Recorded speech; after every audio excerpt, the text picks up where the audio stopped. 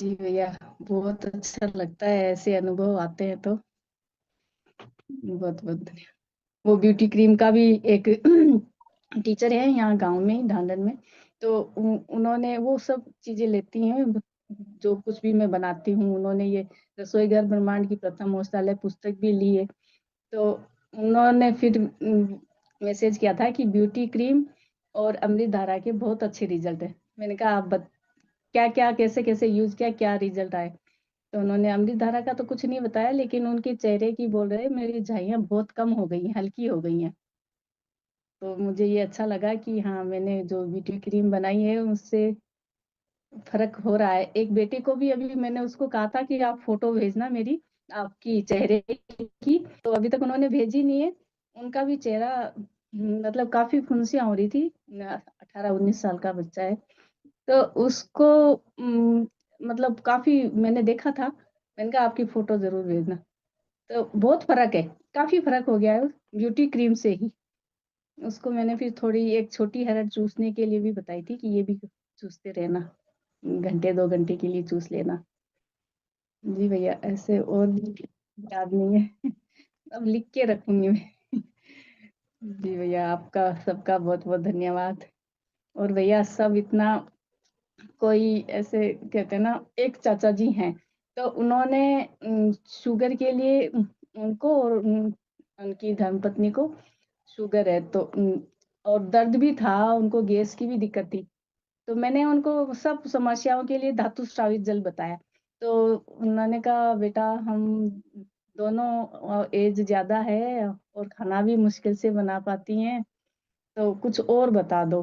तो मैंने उनको फिर कुछ ऐसे, एक तो गैस नाशक चूर्ण बताया था।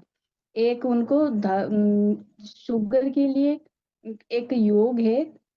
2-3 चीजें मुझे ध्यान में नहीं है, वो लिखा हुआ था। मैंने उनको बताया कि ये, तो उन्होंने कहा हाँ ये कर लेंगे। तो वो चूर्ण भी उन्होंने लिया बना के। और ये गैस नाशक चूर्ण भी लिया। तो उनको शुगर में भी आराम, कुछ फर्क लगा। और गैस में भी उनको दिक्कत थी और थोड़ा दर्द था पूरी बॉडी में, उसमें भी उनको आराम लगा। शायद गैस नाशक चूर्ण से उनको गैस में, बॉडी के दर्द में आराम हुआ। तो इस तरह से। और भी भैया, जैसे ये आज बता रही थी दीदी, नीतू महेश्वरी दीदी और वर्षा चंद्रन दोनों ने बताया था। ये तो मैं बोल रही थी, मैं तो सोचती हूँ बोलूंगी बताऊंगी, आप दे दो ये फीडबैक। वो कोड़ी, मुझे सुशील भैया का तो ध्यान नहीं है, कभी सुना नहीं। लेकिन बचपन में सुना था भैया, कि जैसे कभी हमारे दादी जी या मम्मी कोई ऐसे खाना नहीं खाते थे, तो कहते थे इसके अंदर से ये कलेजा है, इसको उठा दो। तो इससे बच्चों को कभी कभी भूख नहीं लगती है, तो वो भूख लगने लग जाती है। तो ये भी मुझे एक दीदी, नौशा दीदी ने पूछा तो मुझे याद आया। पहले भी मैंने किसी एक बच्ची को बताया था कि बोली थी ये खाना नहीं खाती है, देखते ही ये बोलती है कि मेरे उल्टी होने जैसा मन करता है। और पहले ऐसे करती है कि जैसे मुझे बहुत तेज भूख लग रही, मम्मी खाना दो। तो फिर उसको खाना लेके बैठती है, तो कहती नहीं मुझे नहीं अच्छा लग रहा, मुझे नहीं खाना ऐसे। तो मुझे इससे बचपन का ये बात ध्यान में आई, तो मैंने कहा ऐसे इसकी नाभि हटी हुई होगी। तो चेक किया तो नाभि तो सही थी। मैंने कहा फिर ऐसे करके देखो, इसकी कलेजे में यहाँ उठा के देखो, ये कोडी बोलते हैं इसको।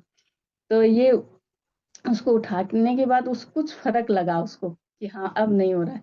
तब वो वर्षा दीदी ने पूछा तो मुझे वो बात याद आई कि हो सकता है बच्चे को नाभि तो नहीं होती है, तो इससे ठीक हो जाते हैं, काफी फर्क पड़ता है इससे। जी भैया, चौपाल में सुन सुन के बहुत सारी बातें याद रह जाती है। भूलते भी बहुत हैं, याद भी बहुत कुछ ये रह जाती है। आप सबका बहुत बहुत धन्यवाद।